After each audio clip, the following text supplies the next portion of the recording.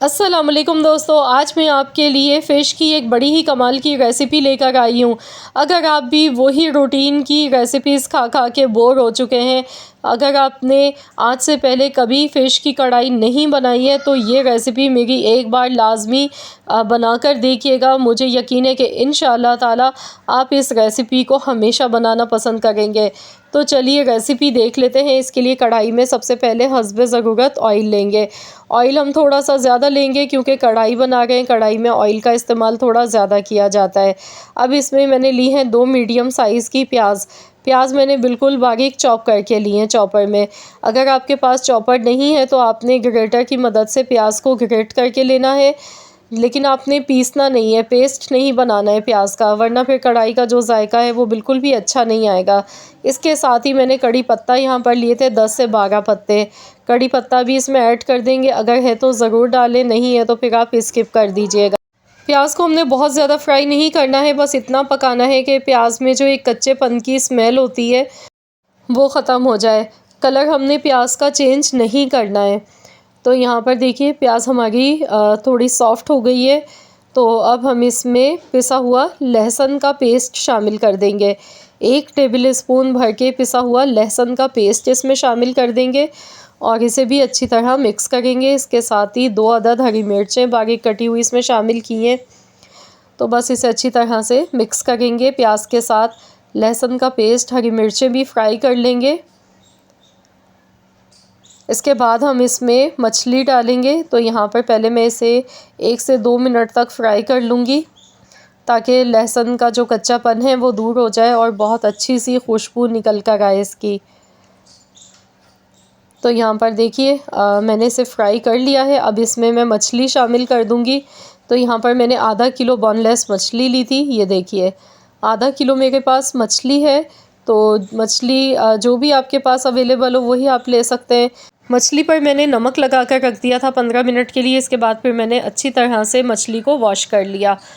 तो मैंने स्किन के बगैर मछली ली है, आप चाहें तो स्किन के साथ भी ले सकते हैं।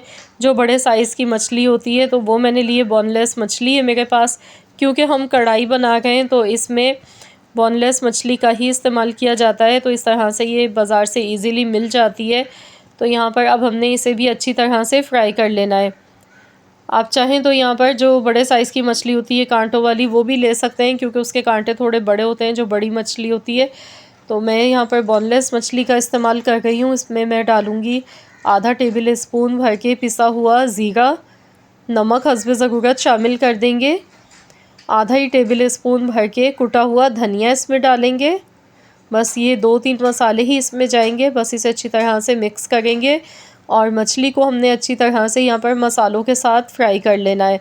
इससे ये होगा कि मछली की जो एक स्मेल होती है वो दूर हो जाएगी मसालों के साथ, जब हम इस तरह से मछली को अच्छी तरह से फ्राई कर लेंगे।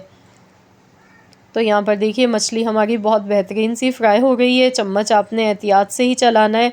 वैसे मैंने बोनलेस फ़िश ली है तो इसलिए इसमें टूटने का डर कम ही होता है।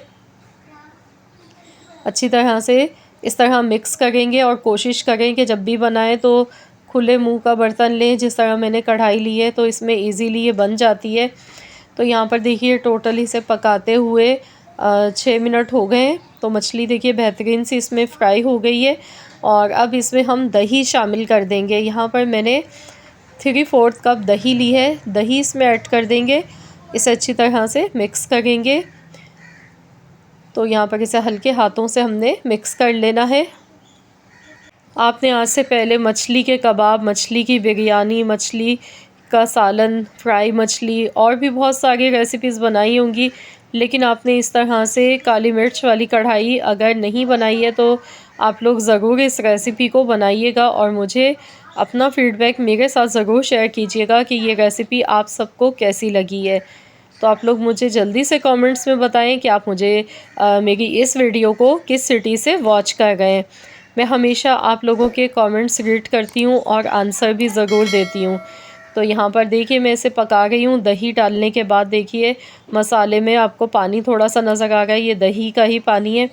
तो हाई फ्लेम पर इसे पकाएंगे। साथ में 1 चम्मच मैंने फ्रेश कुटी हुई काली मिर्च का लिया है।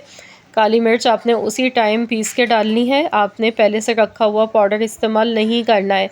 उसी टाइम अगर आप ताज़ा फ्रेश ही पीस के दरदरा सा डालेंगे काली मिर्च, तो बहुत ही अच्छा सा फ्लेवर आता है। तो यहाँ पर बस इसे मिक्स करेंगे अच्छी तरह से। तो ये कढ़ाई हमारी माशाल्लाह अल्हम्दुलिल्लाह तैयार हो चुकी है। देखें ऑयल भी इसका बिल्कुल अलग से सेपरेट हो चुका है।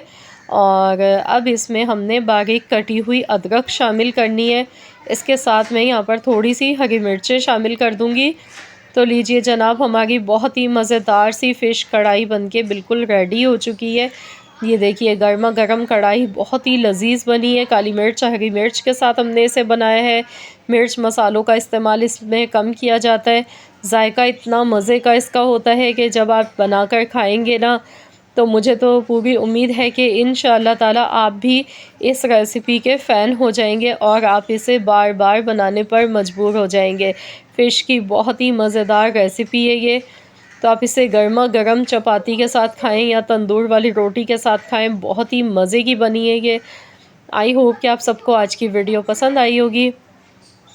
तो यहाँ पर अब मैं इसे डिश आउट कर लेती हूँ। डिश आउट करके फिर आपको दिखाती हूँ। तो यहाँ देखिए मैंने डिश आउट कर लिया है। मसाला भी बहुत ही बेहतरीन इसका बना है। तो आप लोग ज़रूर इस रेसिपी को ट्राई कीजिएगा। मिलते हैं इंशाअल्लाह ताला एक और नई रेसिपी के साथ। तो जब तक के लिए अल्लाह हाफ़िज़।